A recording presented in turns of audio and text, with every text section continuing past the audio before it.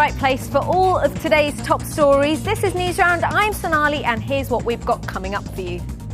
Tonight, why the World Cup, the greatest show on earth, isn't pulling in record crowds.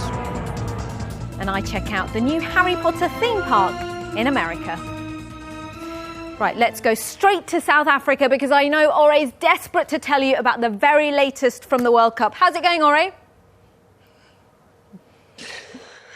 Great, thank you very much for asking, Sonali. And you know, I was at the England training base today at the Royal Bafokeng Sports Campus in Rustenburg, where there was great news for the England fans too, and that was the appearance of probably England's most important player. Star striker, the amazing Wayne Rooney, was back in training today after he missed yesterday's session with an ankle knock. Manager Fabio Capello had said it wasn't a serious injury and will be hoping that's the only problem he picks up during this tournament. Let me tell you, he ain't the only one.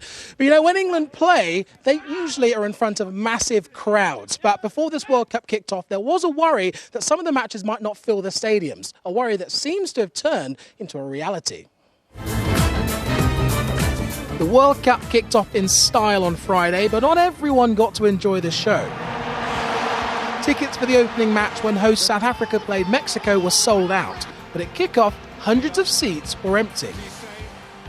8,000 people missed Greece playing South Korea on Saturday, and Japan and Cameroon didn't play to a full crowd either. Here at the Royal Bafokeng Stadium in Rustenburg, New Zealand are playing Slovakia. 44,000 fans can pack into that stadium, and it might sound pretty busy right now, but actually loads and loads of ticket holders just haven't turned up. Boka, why do you think the stadiums aren't full? Because some people don't like soccer, they're interested in rugby and all that kind of stuff. And some people aren't interested in sport. People lack interest and it's too far. I think if the stadium's not full, well, the ticket must be free.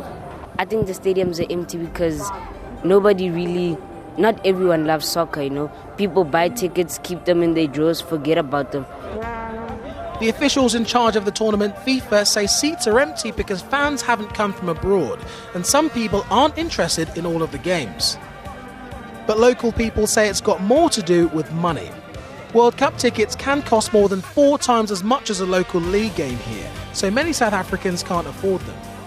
Well, let's hope that England's next match will be packed with excited fans when they play Algeria in Cape Town at the brand new Greenpoint Stadium. And let me tell you that there will be 2 fans that won't struggle to get a ticket, and those are the 2 princes, William and Harry, who are on a 6-day tour of Africa and will be there in Cape Town to cheer on their team and show their support. And Sonali, don't be surprised if they pick up a vuvuzela as well. Those 2 just love joining in with the locals. Thank you very much, Ore. Now, it's no secret who both of us are supporting at the World Cup, but of course not everyone living here in the UK is cheering for England, especially press packer Laura and her mates in Lockerbie. So our team Scotland didn't even make it past the qualifiers. Gutted. But as if that's not bad enough, every time we turn on the TV it's all England flags and footy experts banging on about Capello and his merry men. So we need a new national team to support. So who's it going to be?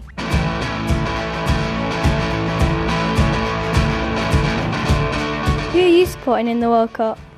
I'm supporting Spain because I've got family. My uncle is Spanish and I like Torres. And who are you supporting? I'm supporting Brazil because I've been there on holiday and they've got a lot of good players. Excuse me. Hi, and who are you supporting in the World Cup? Well, I'm not that interested in the World Cup, but if I had to pick somebody, I would pick France because I went there on holiday and it was really nice. Okay, thank you. Who are you supporting in the World Cup? Well, I'm English, so I'm supporting England, but I wouldn't really mind if Australia won because I've got a lot of family that live there. And who are you supporting in the World Cup? I'm supporting Germany because they're a great team and my favourite player's Klose. So there you have it. We might have to wait another 4 years for our own team to be in the World Cup. But in the meantime, we've got plenty of teams to shout about. So let's hear it. Come on, Thanks, Laura. Now, looking at your comments on the Newsround website today, lots of you have something to say about school uniforms. This is after a head teacher in Yorkshire banned girls from wearing skirts because they were rolling them up and wearing them too short. They all have to wear trousers instead.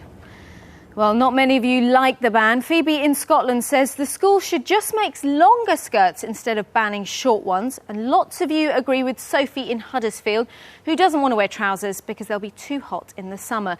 But Chloe in Stoke-on-Trent gets the last word on this. Ban them. I hate them. They are so not for me. Great stuff. Keep your comments coming in. Now, to make the wait for the first part of the Deathly Hallows to hit cinemas in November a little easier, this week the people behind Potter are opening a new theme park attraction in America. Now, a few weeks ago, I was given exclusive access to the wizarding world of Harry Potter in Florida. You certainly don't have to be patient for much longer because Newsround has been given a sneak peek at the new Harry Potter theme park experience. Universal has recreated the whole city of Hogsmeade here in Florida with rides, shops and restaurants all based on the books and films. So guys, this is Hogwarts. Tell me what it's like inside. We've actually recreated most of the movie sets at full scale. So really? You'll be able to walk through all the rooms that all the actors have walked through in all the films. It's a really amazing experience, like really cool. But do kids here think it sounds really cool? We just ran into Garrett and we broke the news to him that there are going to be some Harry Potter rides here soon.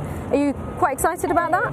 Yeah, I've seen the movies and my sister's read the books. So. Do you think you'll come when it opens, or do you reckon you'll wait a couple of months, see what people say about it? Wait.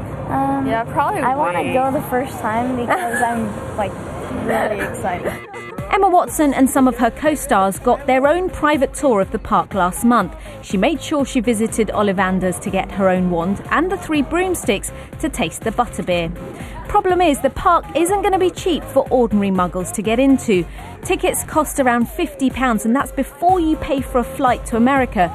Some people are also angry that something like this wasn't built in Britain first. But we've got some good news for UK Potter fans. There are rumours that the Hertfordshire studios where the films were made are now going to be turned into a British Potter world. I bet the queues for that park are going to be huge. Now, last up, bullfighters like to boast that they're braver than the rest of us. Not this guy. After just one spin of his cape, this Mexican matador decided he didn't fancy his chances and legged it. I don't blame him. That's exactly what I'd do if I came face to face with an angry bull. He did get back in the ring, but not for long. He's now decided it's time to start looking for a new job. Now, I'm about to leg it out of here, but lucky for you, I'm not looking for a new job. So even though Newsround won't be on CBBC on BBC One for a few days because the World Cup has kicked us off, we'll still have plenty of updates for you over on the CBBC channel throughout the day, starting with your next one at 5:45. Make sure you join me then. Bye.